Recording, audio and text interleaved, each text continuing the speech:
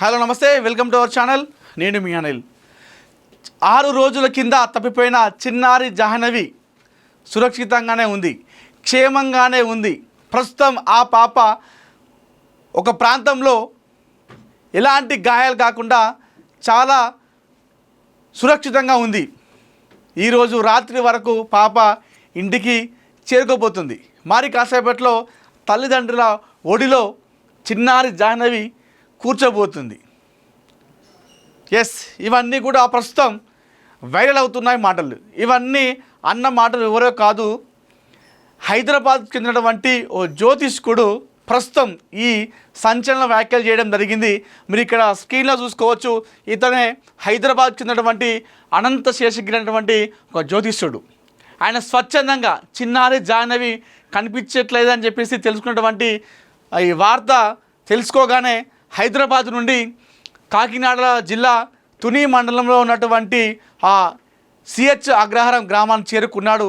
ఆ చిన్నారి ఇంటి వరకు చేరుకొని అక్కడ ఆయన ఆ నెగటివ్ ఎనర్జీని కూడా చెక్ చేయడం జరిగింది. సో ఏదైతే ఈ సాంకేతికంగా ఉందో వీటితోని ఆ ఇంటి పరిసర ప్రాంతాలు మొత్తం కూడా చెక్ చేయడం జరిగింది. సో ఆ ఇంట్లో నెగటివ్ ఎనర్జీ ఉంది అని చెప్పేసి జ్యోతిష్యుడు చెప్పాడు.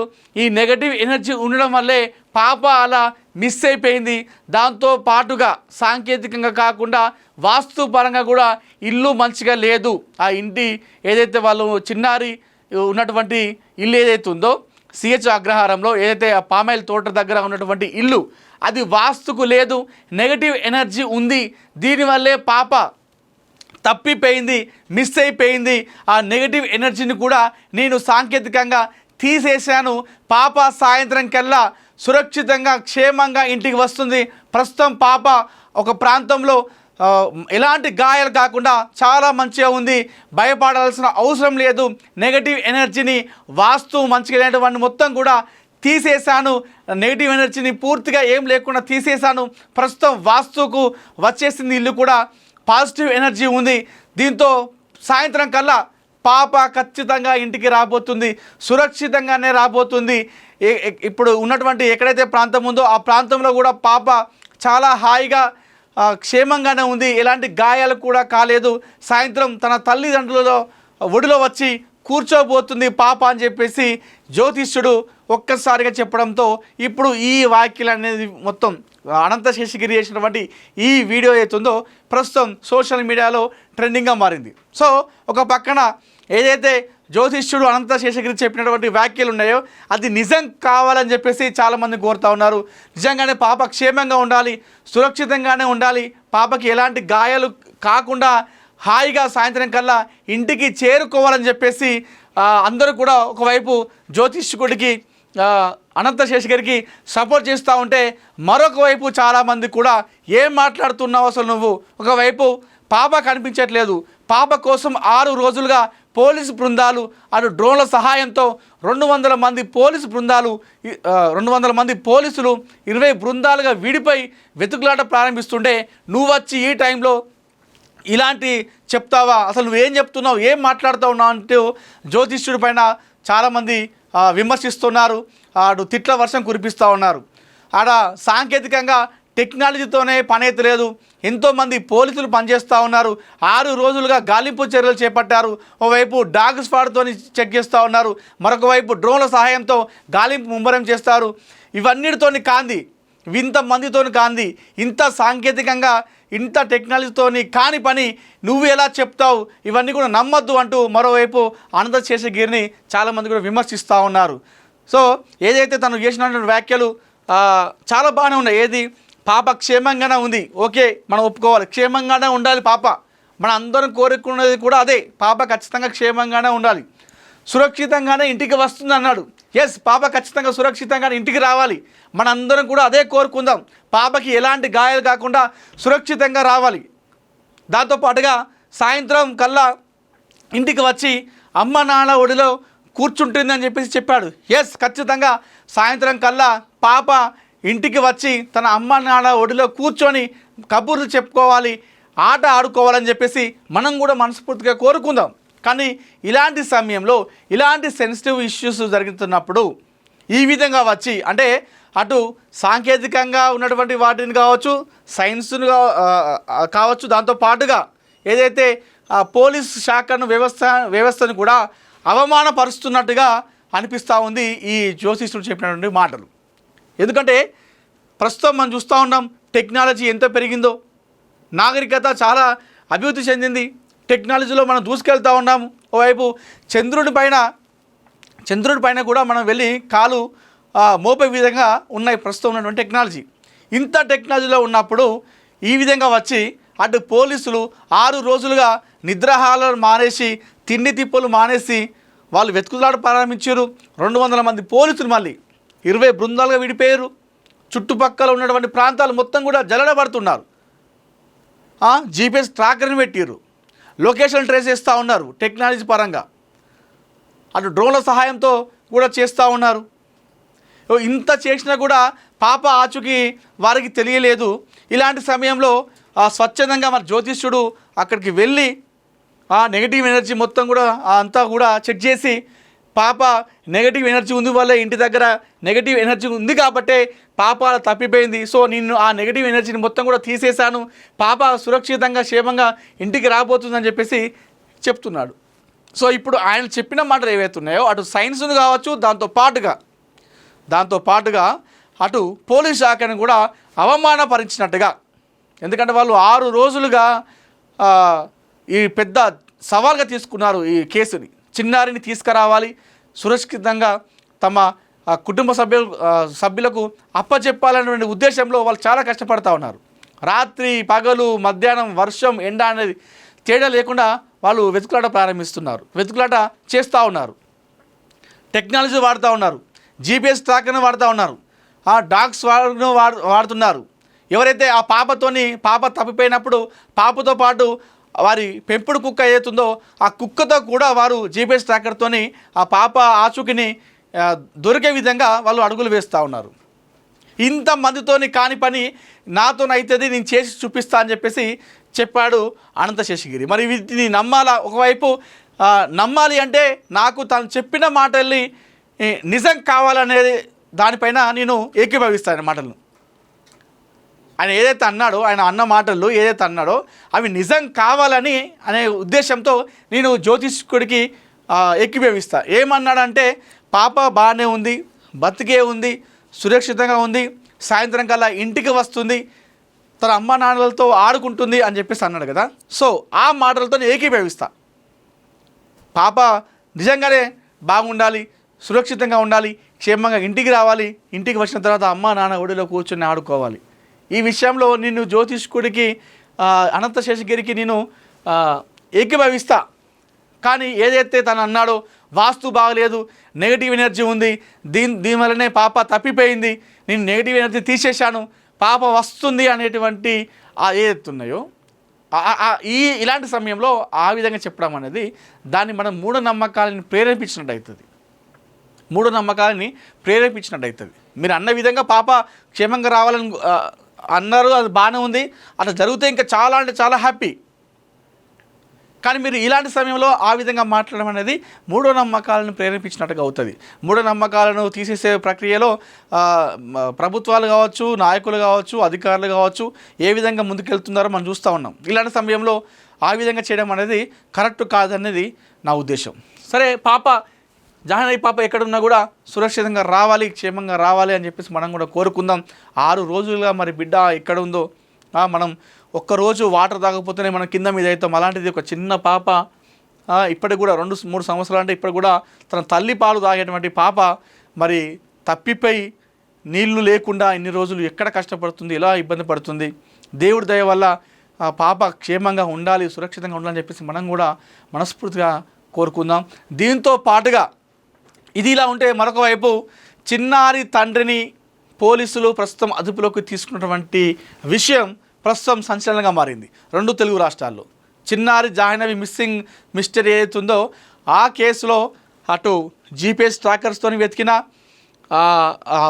ఏదైతే ఆ పామాయిల్ తోట ఉందో ఆ తోటను మొత్తం జల్లెడబట్టినప్పటికీ, ఆ ఫెన్సింగ్ దాటుకొని కొండ ప్రాంతంలో వెతికినప్పటికీ, ఆ పెంపుడు కుక్కతో ట్రాకర్ని పెట్టి చూసినప్పటికీ, డ్రోన్ల సహాయంతో వాళ్ళు జల్లెడ పట్టినప్పటికీ పాప ఆచూకీ లభించకపోవడంతో ప్లాన్ బిని అమలు చేస్తూ ఉన్నారు పోలీసులు. ఎస్, ప్రస్తుతం ప్లాన్ ఏ ఒకవైపు కొనసాగుతుంది గాలింపు చర్యలు, దాంతో పాటుగా ప్లాన్ బిని అమలు చేశారు పోలీసులు. ప్లాన్ బిలో కుటుంబ సభ్యుడు అయినటువంటి ఆ జాహ్నవి జ్ఞానేశ్వరి చిన్నారి తండ్రిని ప్రస్తుతం పోలీసులు అదుపులోకి తీసుకున్నారు. అదుపులోకి తీసుకొని విచారిస్తూ ఉన్నారు. ప్రస్తుతం పోలీసుల అదుపులో చిన్నారి తండ్రి ఉన్నారు. అయితే విచారిస్తున్నారు. పాప కిడ్నాప్ అయిన టైంలో మీరు ఎక్కడ ఉన్నారు అని చెప్పేసి పోలీసులు ఆరా తీస్తున్నారు. పాప కిడ్నాప్ అయిన టైంలో మీరు ఏం చేశారు, ఆ టైంలో మీరు ఏం చేస్తూ ఉన్నారు, కిడ్నాప్ మిస్సింగ్ అయిపోయిన టైంలో మీరు ఎక్కడ ఉన్నారు, తండ్రి ఎక్కడ ఉన్నారు, తల్లి ఎక్కడ ఉంది. సో పాప మిస్సింగ్ అయినట్టుగా మీకు ఏ టైంలో తెలిసిందని చెప్పేసి తండ్రిని విచారిస్తున్నారు. మీరు మిస్ అయిపోయిన తర్వాత మీరు నెక్స్ట్ సెకండ్ మీరు ఏం చేశారు అని చెప్పేసి ప్రస్తుతం తండ్రిని ప్రశ్నిస్తున్నారు, విచారిస్తున్నారు.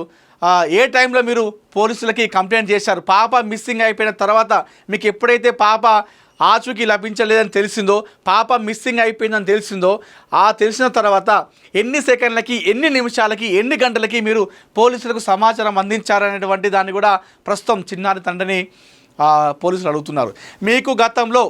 మీకు గతంలో మీ కుటుంబ కలహాలు ఏమైనా ఉన్నాయా అని చెప్పి సారా తీస్తున్నారు.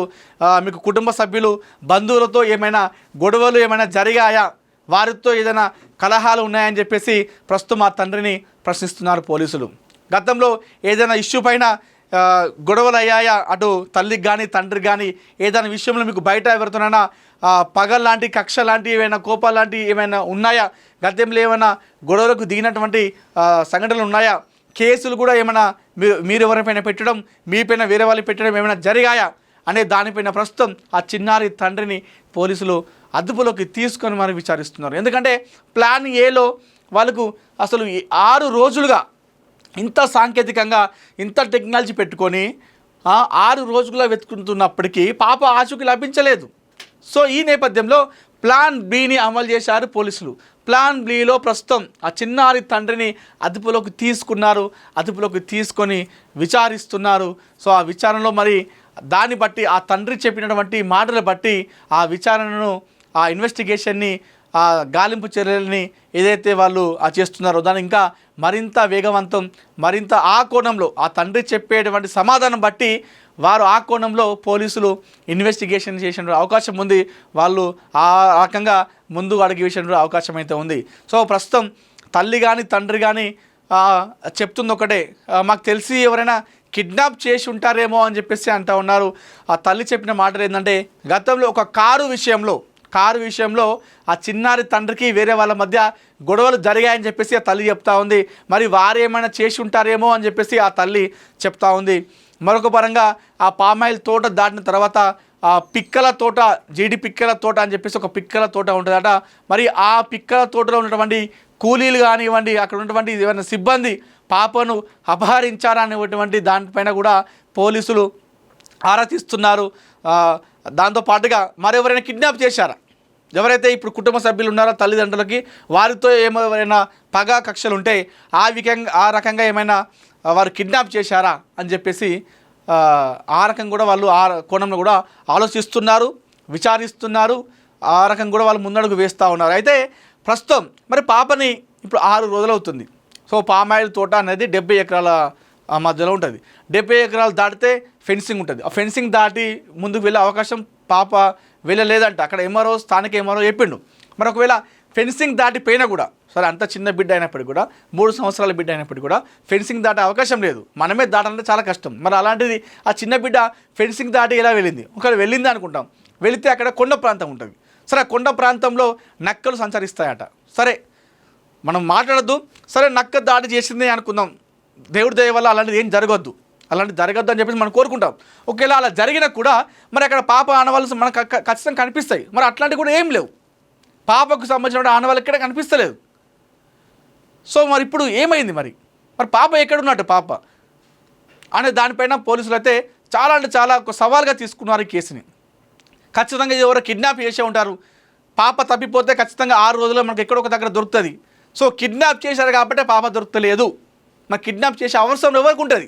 కిడ్నాప్ చేసే అవసరం ఎవరికి ఉంటుంది అంటే వీరికి కుటుంబ సభ్యులకు ఎవరిదైనా బంధువులతో కావచ్చు, స్నేహితులతో కావచ్చు, వేరే వాళ్ళతో గతంలో పగలు కక్షలు ఉంటే, గొడవ ఉంటే ఆ రకంగా కిడ్నాప్ చేసే అవకాశం ఉంటుంది. లేదంటే అక్కడ ఉన్నటువంటి ఎవరైనా బయట కూలీలు కావచ్చు, వలస కూలీలు వచ్చినటువంటి అవకాశం ఉంటే వారు ఏమైనా కిడ్నాప్ చేసే అవకాశం ఉంటుంది. ఆ రకంగా కూడా పోలీసులు అయితే చూస్తారు. సరే, ఏది ఏమైనప్పటికీ కూడా చిన్నారి జాహ్నవి జ్ఞానేశ్వరి తప్పిపోయి 6 రోజులు కావస్తుంది.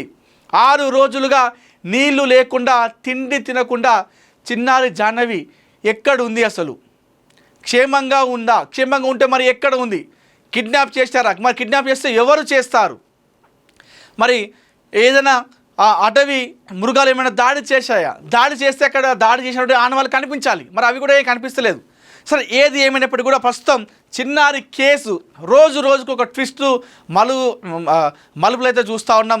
సరే, ఏది ఏమైనప్పుడు కూడా చివరిగా మనం కోరుకున్నది ఒకటే, చిన్నారి పాప జాహ్నవి నవ్వుతూ వెనక్కి తిరిగి రావాలి, నవ్వుతూ తన తల్లి ఒడిలో కూర్చొని ఆడుకోవాలి, తన తండ్రితో బండిపైన తిరుగుతూ ఉండాలి, తన నానమ్మతో కూర్చొని కబుర్లు చెప్పుకోవాలి. సో ఎప్పుడైతే ఏ విధంగా అయితే పరిగెడుతూ ఇంటి నుండి పారిపోయిందో, తప్పిపోయిందో, అదే తరహాలో పరిగెత్తుకుంటూ వచ్చి అమ్మ ఒడిలో కూర్చోవాలని చెప్పేసి మనస్ఫూర్తిగా మనం కోరుకుందాం. చిన్నారి జాహ్నవి క్షేమంగా రావాలి, సురక్షితంగా ఉండాలి. ఎంతోమంది దేవుళ్ళను వేడుకుంటున్నారు. ఆ తల్లి ఏదైతే ఏడుస్తూ ఉందో ఆ తల్లి తరహాలోనే ఎంతోమందికి కూడా జాహ్నవి ప్రస్తుతం కనెక్ట్ అయిపోయింది. ఆ చిన్నారి ఆరోగ్యం గురించి, క్షేమం గురించి 2 రాష్ట్రాల వ్యాప్తంగా కూడా చాలామంది కూడా ప్రస్తుతం వేడుకుంటున్నారు. మరి చూద్దాం పాప కేసు విషయంలో ఏమవుతుందో. సో మీరు కూడా పాపని సురక్షితంగా, క్షేమంగా రావాలని చెప్పేసి మీరు కూడా కోరుకోండి.